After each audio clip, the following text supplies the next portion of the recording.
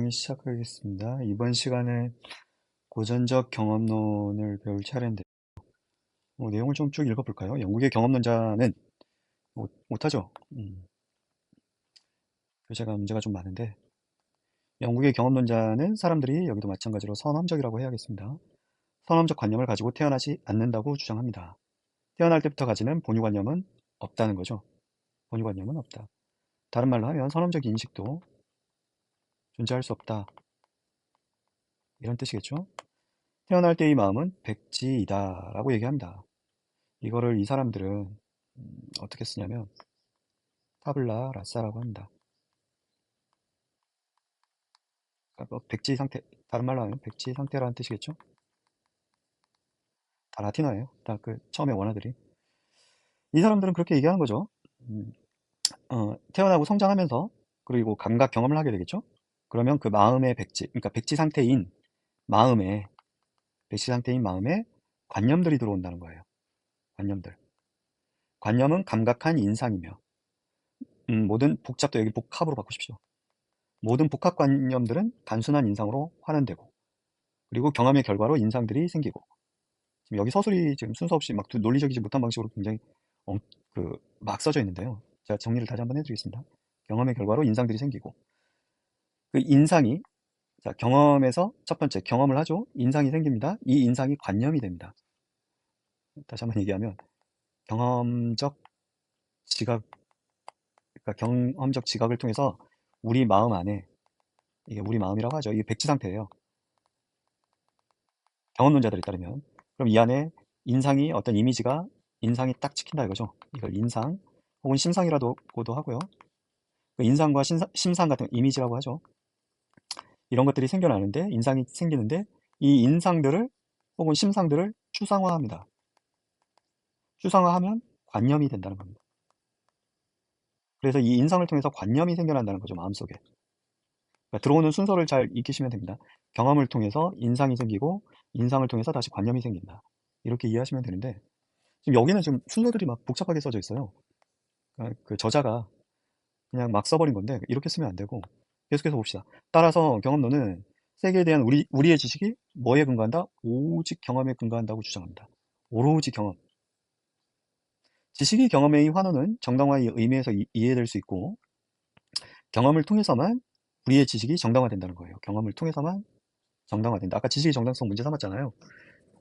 경험론자들은 그걸 해결할 수 있다는 거죠. 오직 경험을 통해서만 지식을 얻을까? 그럼 수학적 지식은 어떻게 될까요?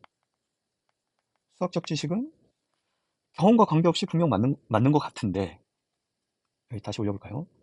경험과 관계없이 성립하는 것 같아요. 아니면 경험론자들의 경험과 관계없이 성립하는가? 아니면 이것도 최초의 누군가가 경험을 했기 때문에 성립하는가? 이 두 가지 문제가 발생하죠. 여러분들은 어느 쪽이 더 맞는 것 같으세요? 경험을 통해서 수학적 지식을 내가 배우지 않았더라면, 몰랐을 것이다. 몰랐을 것이다. 이 말도 맞는 것 같고, 그죠? 배웠다 하더라도 내 안에 이미 그런 능력이 있었기 때문에, 이미 수학적 능력이 있기 때문에 어떻게? 그걸 단지 상기해낸 것일 뿐인가?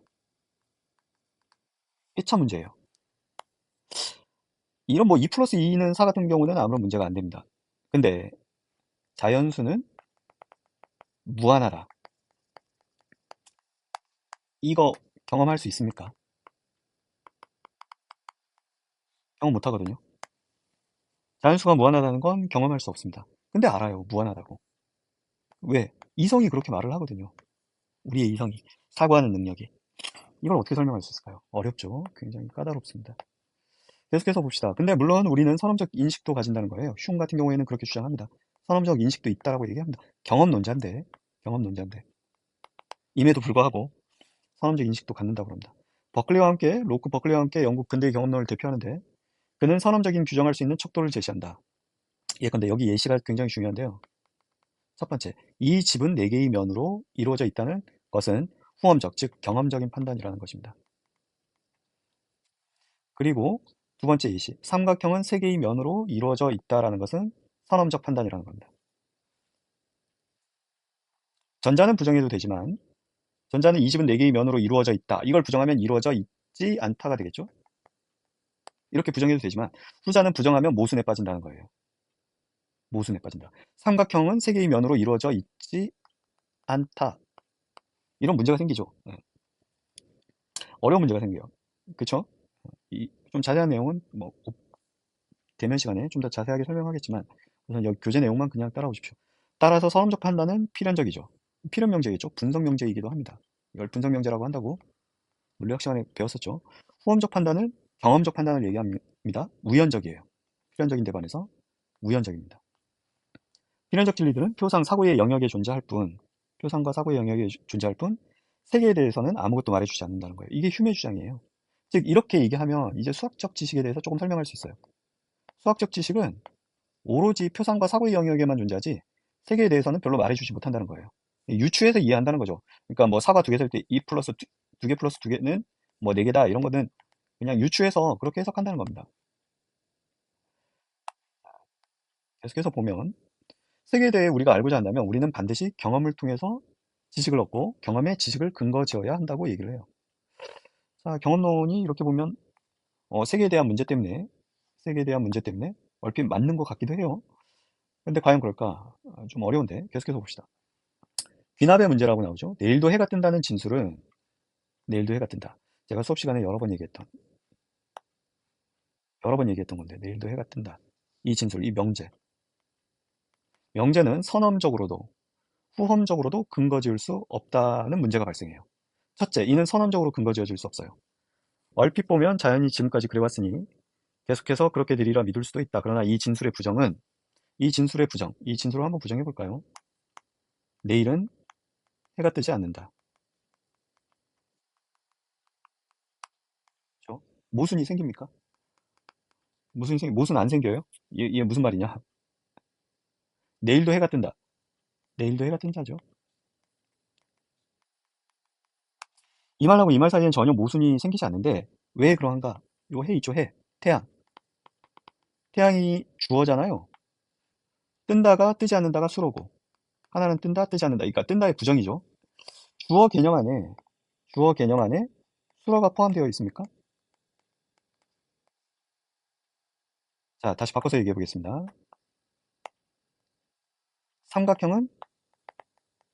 삼각형은 세 변으로 이루어져 있다. 있다. 이거 부정하면 있지 않다. 이렇게 되죠.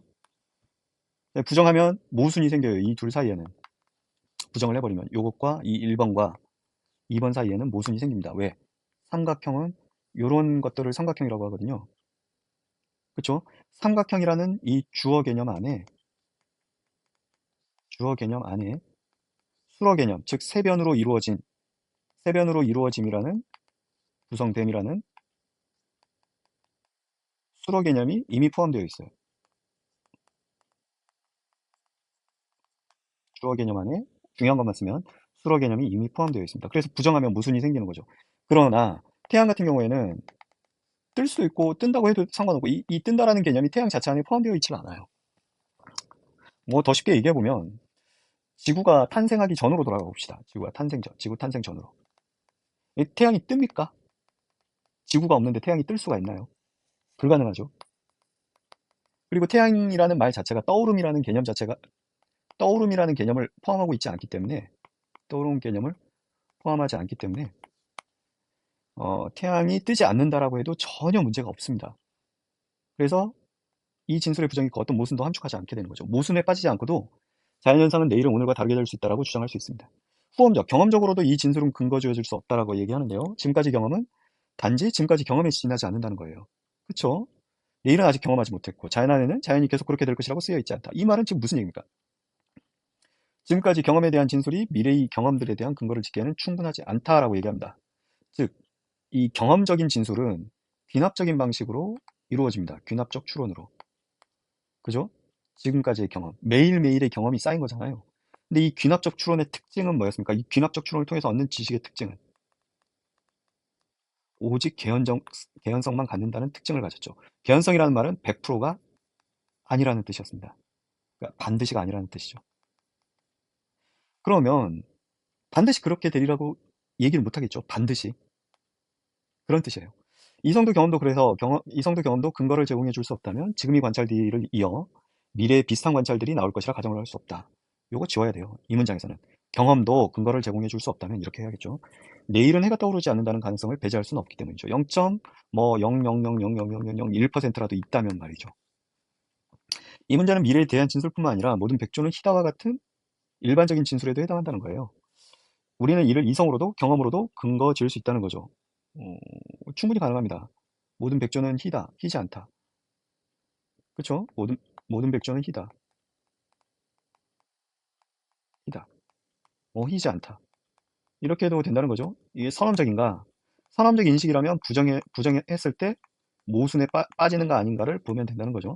모순에 빠집니까? 이 백조 안에 이 백조라는 말 때문에 이 모든 백조는 희다 하지 말고 모든 까마귀는 검다 해볼까요? 백조라는 말 속에 하얀이라는 말이 들어있어가지고 흰이란 말이 들어있어가지고 요렇게 해봅시다. 까마귀 속에 까마귀 안에 검 검정이 들어있습니까? 들어있지 않죠. 그래서 부정해도 무순이 되잖아요. 검다 검지 않다 해도 상관없어요. 이게 선언적 인식이라고 그럼 할 수 없다는 거예요. 그렇죠. 그럼 경험을 통해서 경험을 통해서 그 추론해내는 방식, 즉 귀납 추론을 통해서 얻는 방식으로는 어떻게 됩니까? 앞으로 보게 될 까마귀가 검지 않을 가능성이 있지 않을까요? 응? 가능성이 있지 않을까요? 그렇죠? 그렇게 되면 어떻게 됩니까? 반드시라고 얘기할 수 없다는 거죠. 예, 이성으로도 경험으로도 근거 지을 수 없다. 이게 귀납의 문제라는 거예요. 이 귀납의 문제는 반드시가 성립 안 해요. 반드시가 100%짜리. 그러니까 누구도 의심할 수 없는 지식이 될 수 없습니다. 계속해서 보면 이는 귀납의 문제로 알려져 있는데 연역 추론은 전제로부터 결론이 필연적으로 도출됩니다. 우리가 배웠던 것처럼 연역 추론은 전제로부터 결론이 필연적으로 도출되는데 그렇죠? 이게 핵심이죠. 필연적으로. 반면에 귀납 추론은 전제로부터 결론이 필연적으로 나오지는 않습니다. 단지 개연적일 뿐이죠. 이게 핵심이죠. 그건 뭐 여러분들 다 아시는 거니까. 휴문 자연현상의 익숙해짐이라는 것으로 귀납의 필연성 문제를 해결하고자 했는데 우리 일상적인 의견들의 기초가 되는 것이 익숙함의 원리라는 거죠. 이 사람 뭐 이런 얘기를 하는데 해가 날마다 뜨는 것이 우리에게 익숙하고 따라서 이로부터 우리는 내일도 해가 뜰 것이라고 믿는다는 거죠. 이 믿음이 귀납 추론에 의해서 귀납 논법에 의해서 근거 지어지고 있는 거죠. 이 귀납 논법에 의해서 근거 지어지고 있다는 건 경험을 통해서 근거 지어졌다는 거죠. 그러나 우리는 이 믿음의 정당성을 가지고 있지 않습니다. 예, 정당성을 가질 수 없겠죠. 이런 점에서 휴문 회의주의자입니다. 지식에 대한 회의주의자. 경험론에 근거하는 한 세계에 대한 우리의 일반적 진술의 필연성이 정당화될 수는 없겠죠. 그렇다면 우리는 세계가 이러저러하다고 확신을 가지고 알 수 없게 됩니다. 보다 강하게 말하자면 경험론은 결국 회의주의에 빠질 수밖에 없다는 거죠. 경험론도 문제가 있고 합리론도 조금 문제가 있죠. 가만히 보시면. 그러니까 연역추론이나 귀납추론이나 논증도 똑같습니다. 같은 말이니까. 도대체가 어느 한쪽도 완전하다고 할 수 없어요. 완전하다고 할 수 없습니다. 우리는 둘 다 병용하는 수밖에 없겠죠. 그래서 계속해서 봅시다. 합리론자들의 반론입니다. 경험론은 왜 2 플러스 2가 2는 4가 필연적으로 참인지 설명할 수 없습니다. 필연적으로 참인지. 만일 경험이 인식이 유일한 토대라면 필연적인 진리는 존재하지 않을 테니까요. 그쵸? 합리론의 반론이죠.